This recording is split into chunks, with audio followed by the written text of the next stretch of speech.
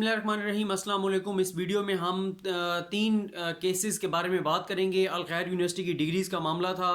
और उसी केस के अंदर जस्टिस गुलजार साहब ने एक ऐसी बात की है, ऐसी रिमार्क्स दी हैं जिससे अंदाज़ा हुआ है कि जब उनका दौर शुरू होगा as a chief justice of Pakistan तो उनकी पॉलिसी क्या होगी। और तीसरी हम बात करेंगे नवाज शरीफ साहब की जो ज़मानत की दरख्वास्त है वो समाअत के लिए मुकर्रर हो गई है।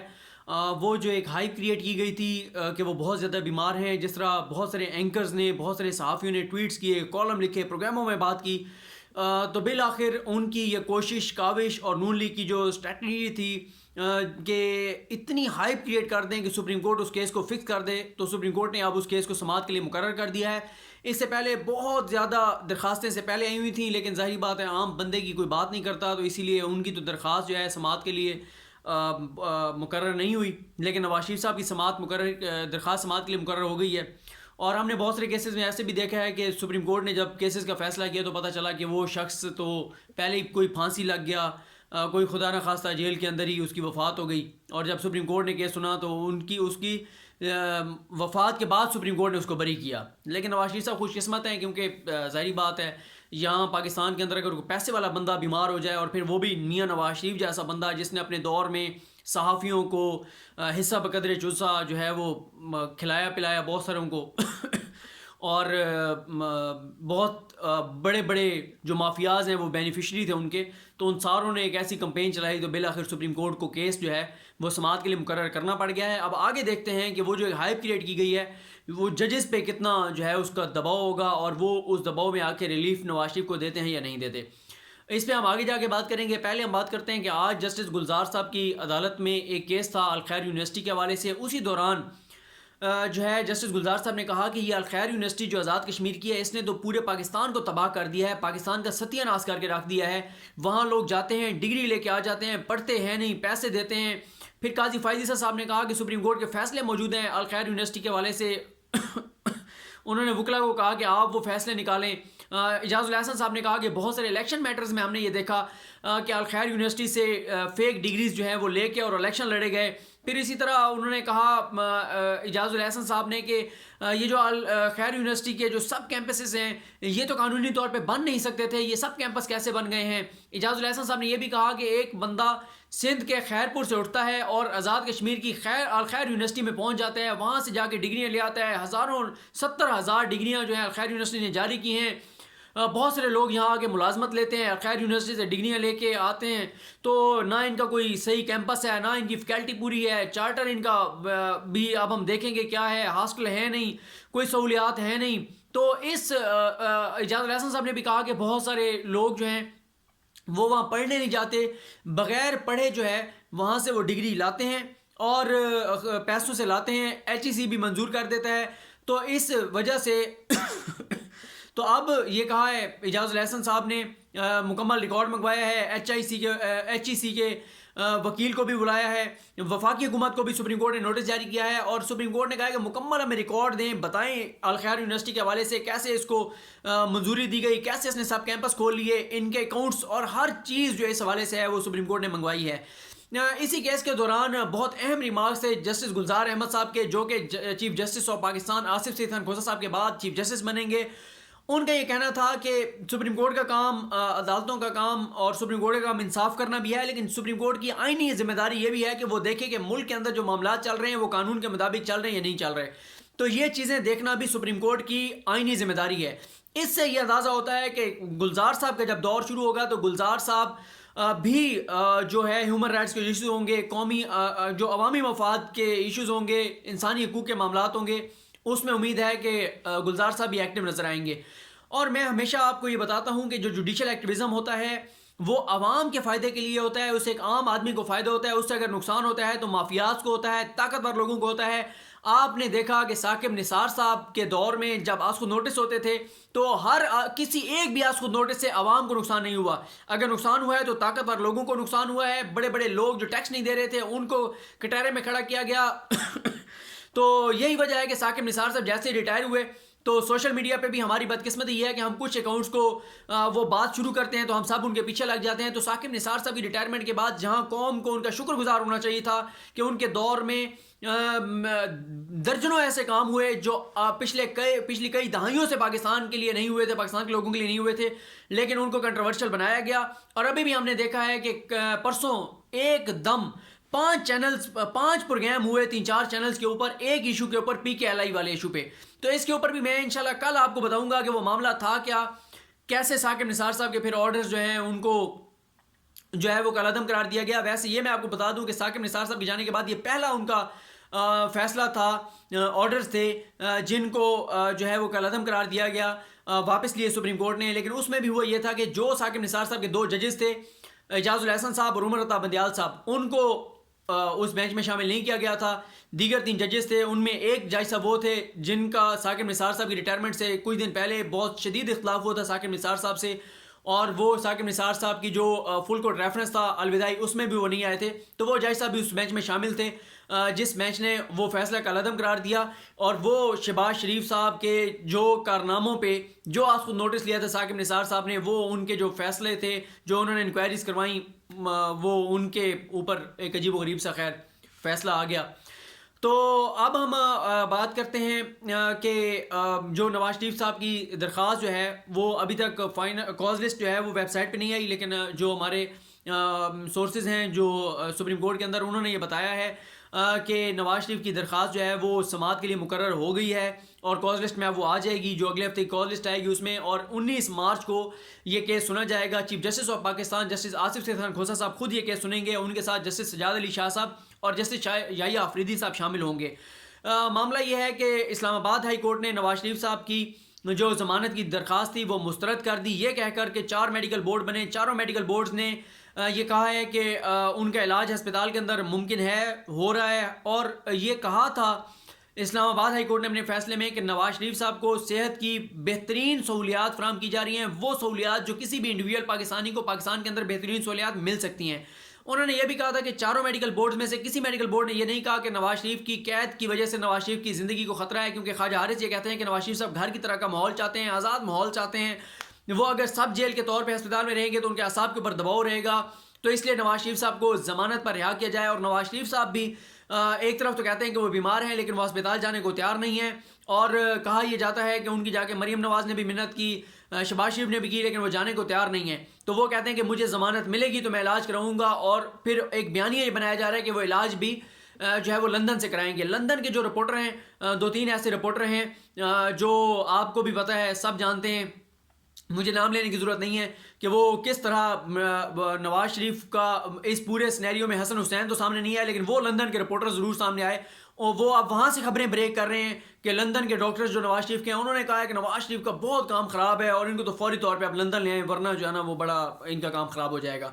اب جب ہائی کورٹ نے سپریم کورٹ کے فیصلوں کو بنیاد بنا کے اور ان کی ضمانت مسترد کی تھی, تو آپ دیکھتے ہیں کہ سپریم کورٹ ان کو ریلیف دیتی ہے نہیں دیتی. کیونکہ میں آپ کو مسلسل یہ بتا رہا ہوں کہ یہ جو ساری ایک ہائپ کریٹ کی گئی ہے, ہر وقت جو آپ ٹی وی چینل چلاتے ہیں یہی بات ہو رہی ہے, نواز شریف بہت بیمار ہیں, نواز شریف بہت بیمار ہیں. بھائی اگر وہ اتنے بیمار ہیں تو وہ ہسپتال کیوں نہیں جاتے, بچوں کی طرح کیوں ضد کر کے بیٹھ گئے ہیں؟ ان کو تو فوری طور پہ ہسپتال جانا چاہیے تھا. پھر چاروں میڈیکل بورڈز کو کوئی بیماری نظر نہیں آئی, لیکن ہمارے ان ٹی وی اینکرز کو یہاں بیٹھ کے اسٹوڈیوز میں پتہ چل گیا ہے کہ نواز شریف بہت بیمار ہیں. جو 4 میڈیکل بورڈ بنے, ان چاروں میڈیکل بورڈز نے کہا کہ ان کو فوری طور پہ کوئی ایسا مسئلہ نہیں ہے کہ جو ایسا ہو کہ ان کی کوئی سرجری کرنی ہے, اس طرح کا کوئی معاملہ نہیں ہے. کرونک ایشوز ہیں, پرانے چل رہے ہیں, اس کے حوالے سے ادویات استعمال کر رہے ہیں وہ, اور ان کا علاج جو ہے یہاں پر ممکن ہے. لیکن بیانیہ یہ بنایا جا رہا ہے کہ نواز شریف صاحب کو, تاکہ یہ پریشر ہو ان ججز پہ کہ جب ایک میڈیا اوپینین میکر ہے, میڈیا اوپینین بناتا ہے, اور میڈیا نے اوپینین یہ بنا دی ہے کہ نواز شریف جو ہے وہ بہت شدید بیمار ہیں, اور اب وہ جو ججز جب کیس سن رہے ہوں گے ان کے اوپر ایک دباؤ ایک ہوگا کہ اگر ہم نے نواز شریف کو بیل نہ دی تو اگر خدا نہ خواستہ کچھ ہو گیا اور یہ جو جس طرح باتیں ہو رہی ہیں تو پھر ہمارے اوپر آ جائے گا کہ ہم نے بیل نہیں دی تھی. تو اسی طرح آپ نے وہ سنا ہوگا کہ عمران خان صاحب نے کہا ہے کہ یہ رؤف کلاسا صاحب نے اپنے پروگرام میں بتایا کہ عمران خان نے جب ملاقات کی صحافیوں سے تو انہوں نے کہا کہ ایک معتبر صحافی ہیں وہ کہتے ہیں کہ عمران خان کو بڑا ظرف دکھانا چاہیے, بڑے پن کا مظاہرہ کرنا چاہیے اور عمران خان کو نواز شریف کو معاف کر دینا چاہیے. تو عمران خان نے کہا کہ میں نواز شریف کو کیوں معاف کر دوں, کیا وہ میرے باپ کا پیسہ تھا جو اس نے لوٹا ہے, وہ قوم کے ٹیکس کا پیسہ تھا. تو میں نے آپ کو میں جو ریگولر میری ویڈیو سنتے ہیں ان کو یاد ہوگا کہ میں نے بہت پہلے آپ کو بتایا تھا کہ ایک بہت بڑے صحافی ہیں, اینکر ہیں, پرائم ٹائم میں شو کرتے ہیں, وہ نواز شریف صاحب کے حوالے سے بھی وہ بات کر رہے ہیں, لیکن زیادہ وہ عمران خان کو جا کے اور زرداری کے حوالے سے کہہ رہے ہیں کہ آپ زرداری کے حوالے سے آپ ایف آئی اے کو روکیں اور اداروں کو روکیں. اگر زرداری کو آپ نے گرفتار کیا تو نون لیگ اور پیپلز پارٹی مل جائیں گے اور آپ کی حکومت گرا دیں گے. وہ اینکر, وہ صحافی, وہ تجزیہ کار صاحب جو ہیں وہ مسلسل عمران خان حکومت کو جو ہے وہ ڈرا رہے ہیں کہ آپ زرداری کو گرفتار نہ کریں. تو بلاول کی بھی ہم پریس کانفرنس پہ کل بات کریں گے, اس میں کچھ امپورٹنٹ چیزیں ہیں. تو اب نون لیگ کا جو مستقبل ہے وہ اس کے لیے بہت اہم ہے. یہ اگلی سماعت 19 مارچ کی, اگر نواز شریف صاحب کو بیل نہیں ملتی اور سپریم کورٹ کوئی ڈائریکشن بھی نہیں دیتی ہائی کورٹ کو کہ آپ مین اپیلیں سنیں, تو نواز شریف صاحب کی جو مین اپیلیں اگر اپنی باری پہ سنی گئی تو کم از کم وہ 2022-23 میں سنی جائیں گی. اور اگر مین اپیل جو ہے ایون فیلڈ کے اندر نواز شریف صاحب بری ہوتے ہیں تو اس میں تو آلریڈی وہ ضمانت پہ ہیں. ایون فیلڈ کے بعد پھر العزیزیہ چلے گا, العزیزیہ میں بری ہوں گے نواز شریف, تب جا کے نواز شریف رہا ہوں گے, ادروائز نواز شریف صاحب جو ہیں وہ رہا نہیں ہو سکتے. اور یہ کیسے ابھی کہا جا سکتا ہے کہ اتنے بڑے کیسز میں اسلام آباد ہائی کورٹ جو ہے وہ مین اپیلیں سن کے نواز شریف کو دونوں ریفرنسز میں بری کر دے گی. اگر کسی ایک میں بری کر دے اور ایک میں کنوکشن برقرار رکھے تو بھی وہ جو ہے وہ باہر نہیں آئیں گے. اور پہلے سنا جائے گا ایون فیلڈ کا. ایون فیلڈ کی جب مین اپیلیں سنی جائیں گی تو وہ لمبی سماعتیں ہوں گی. اگر وہ روزانہ کی بنیاد پہ بھی سنی جائیں تو میرا اپنا یہ ذاتی خیال ہے کہ 20 سے 25 سماعتیں ہوں گی. اور ویسے شاید روزانہ کی بنیاد پہ اگر وہ نہ سنا اور وقفے ہو کے سنا تو شاید سال تو پورا وہ مین اپیلیں چلتی رہیں گی. تو مین اپیلوں سے جب فیصلہ ہوگا, اگر اسلام آباد ہائی کورٹ نے ان کو بری کر دیا پہلے ایون فیلڈ میں پھر العزیزیہ میں, تب جا کے نواز شریف جو ہیں وہ باہر آئیں گے. ادروائز نواز شریف صاحب جو ہے